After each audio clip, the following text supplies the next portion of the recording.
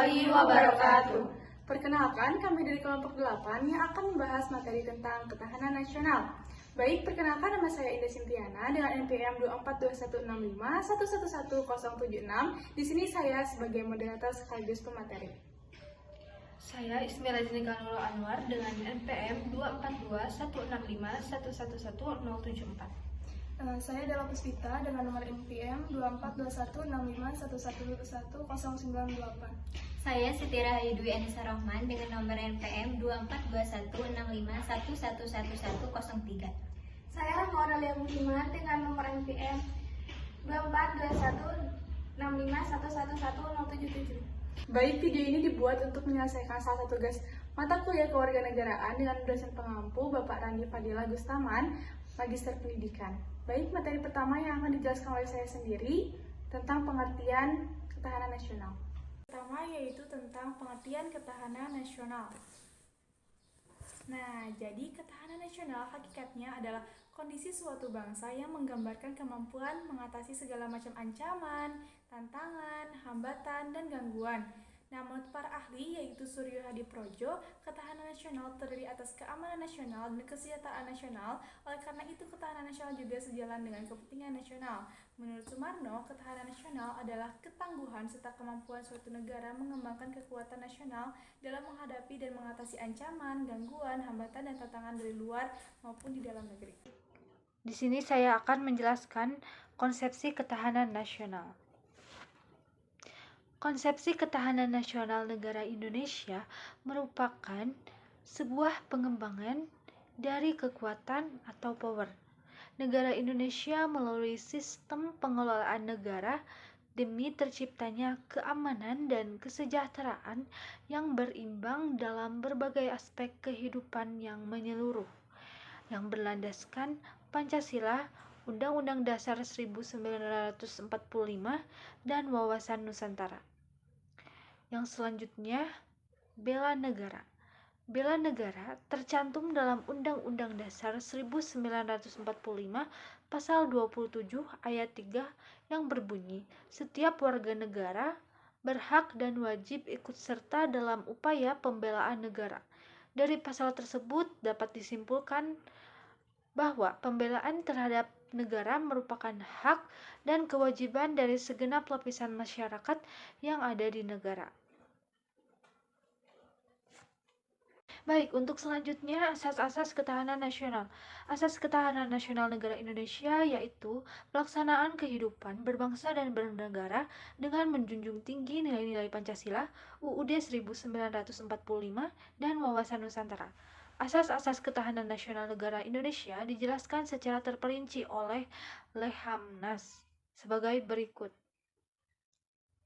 Yang pertama, ada asas kesejahteraan dan keamanan. Kesejahteraan dan kemakmuran seyogayanya dapat berjalan beriringan. Keduanya merupakan kebutuhan manusia yang paling mendasar. Oleh karena itu, kesejahteraan dan keamanan menjadi tujuan utama dalam sistem tata kelola kehidupan nasional.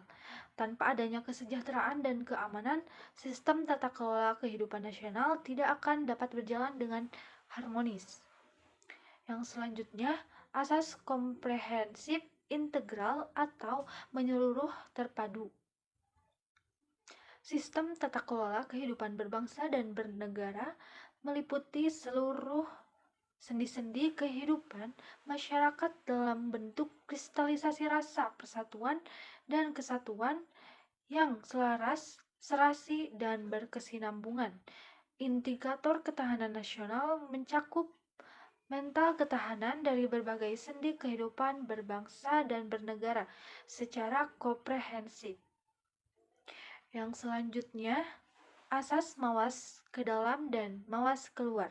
Sistem kehidupan di Indonesia merupakan sebuah kombinasi yang berkesinambungan dari perspektif kehidupan berbangsa dan bernegara yang saling berinteraksi secara aktif.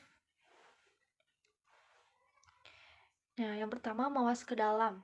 Mawas ke dalam itu merupakan sebuah konsep dari ketahanan nasional yang bertujuan untuk menjaga dan melestarikan hakikat, sifat, dan karakter bangsa Indonesia sesuai dengan nilai-nilai kearifan lokal yang diimplementasikan di dalam kehidupan berbangsa dan bernegara, sehingga akan menciptakan masyarakat Indonesia yang berkualitas dan memiliki karakter yang baik. Selanjutnya, mawas keluar.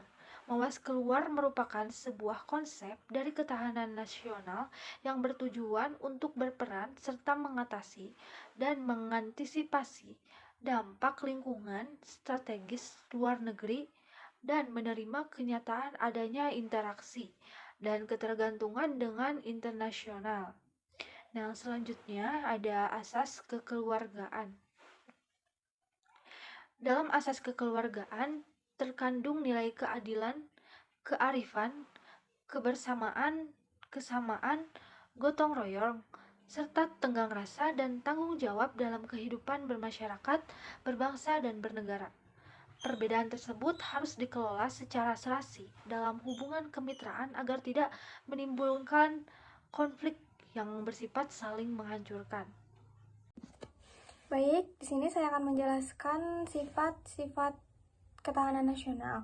Yang pertama ada mandiri. Ketahanan nasional memiliki sifat mandiri dengan prinsip tidak mengalami ketergantungan dengan orang lain, tidak mudah putus asa, dan menjaga serta mengembangkan karakter sebagai warga negara yang berpijak pada identitas nasional, karakter kepribadian bangsa Indonesia. Sifat kemandirian tersebut yang akan menjadi modal awal untuk menyelenggarakan hubungan atau kerjasama dengan pihak luar tanpa mengesampingkan kepentingan bangsa dan negara.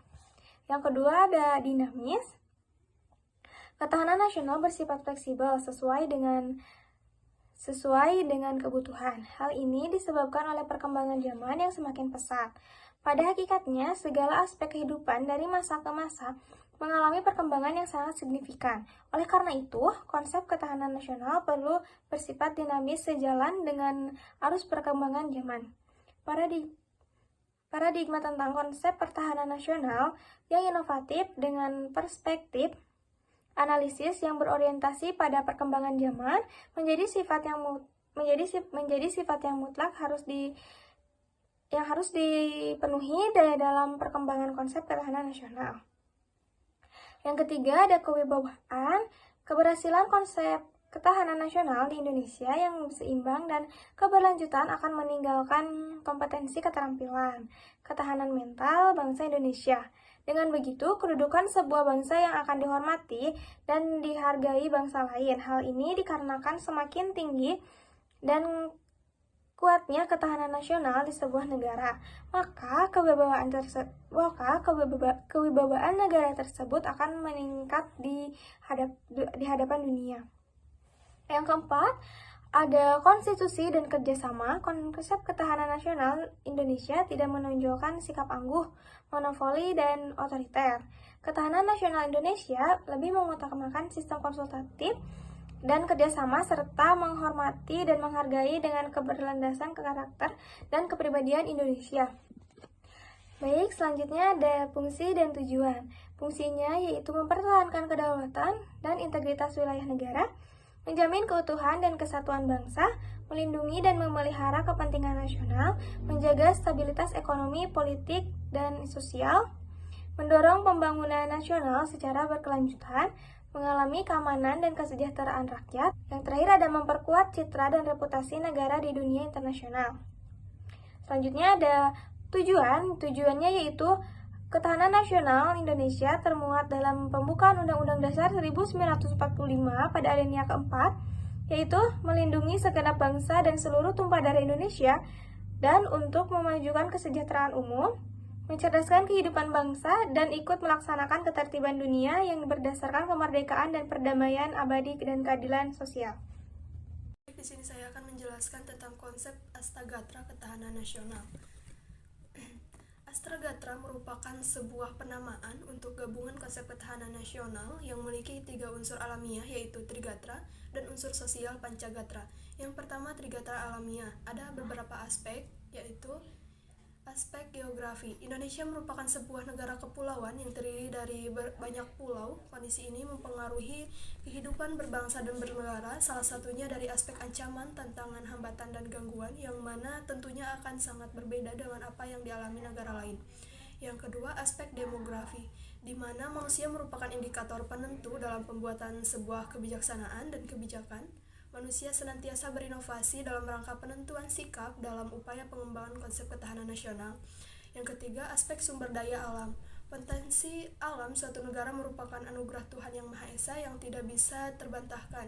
Berbagai sumber seperti dari kekayaan alam yaitu flora, fauna, dan tambang sifatnya dapat dipengaruhi dan tidak dapat dipengaruhi. Dan keberadaan kekayaan alam ada di atmosfer, di permukaan bumi, dan juga ada di dalam bumi. Yang selanjutnya, Pancagatra sosial. Ada beberapa poin. Yang pertama, ideologi.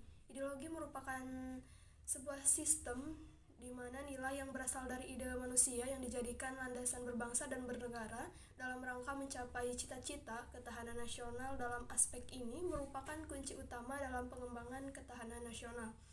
Yang kedua, politik. Dalam konteks ketahanan nasional, politik diartikan sebagai asas, haluan, atau kebijaksanaan yang digunakan untuk mencapai tujuan dan kekuasaan dalam pemerintahan. Berbagai ancaman, tantangan, hambatan, dan gangguan yang akan dihadapi oleh bangsa negara Indonesia pada masa mendatang akan berdampak bagi pertahanan nasional. Yang ketiga, ekonomi. Sistem ekonomi di Indonesia sesuai dengan Undang-Undang Dasar 1945, pasal 33 bahwa yang mengatakan bahwa sistem ekonomi merupakan usaha bersama, berarti setiap warga negara mempunyai hak dan kesempatan dalam menjalankan roda perekonomian dengan tujuan menyejahterakan bangsa. Yang keempat, sosial budaya. Aristoteles mengatakan bahwa manusia adalah makhluk sosial.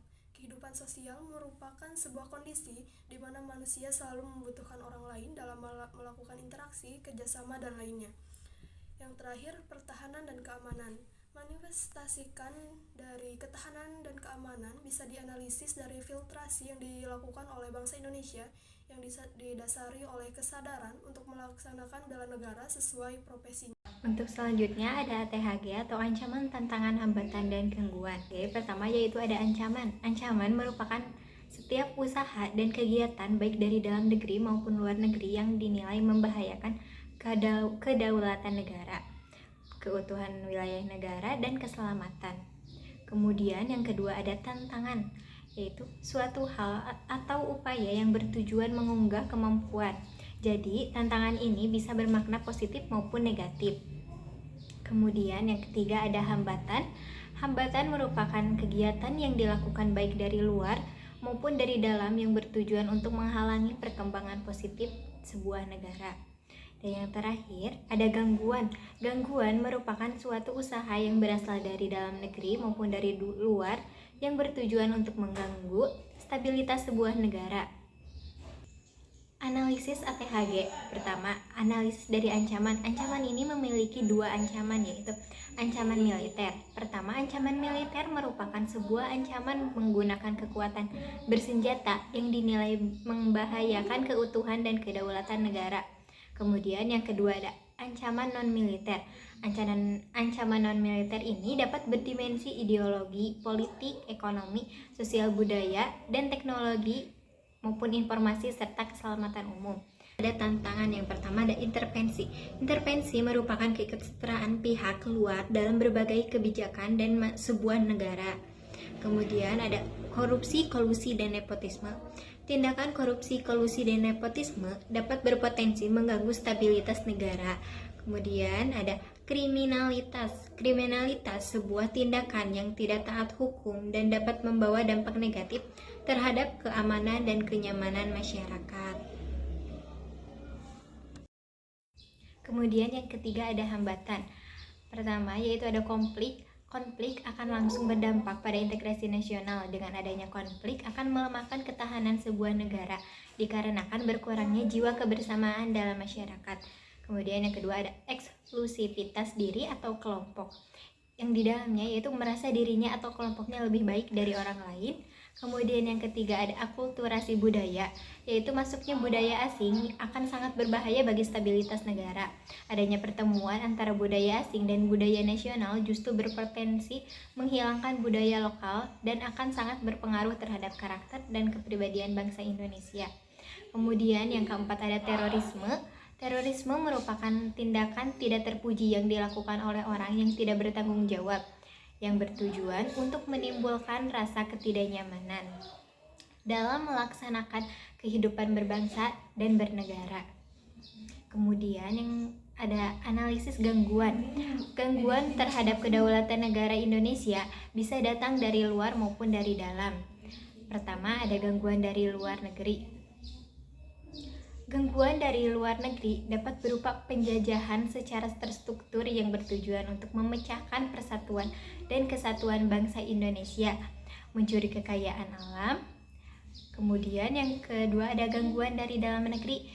Contohnya yaitu salah satu gangguan dalam negeri yang dapat berdampak langsung kepada stabilitas dan keamanan negara adalah tindakan makar.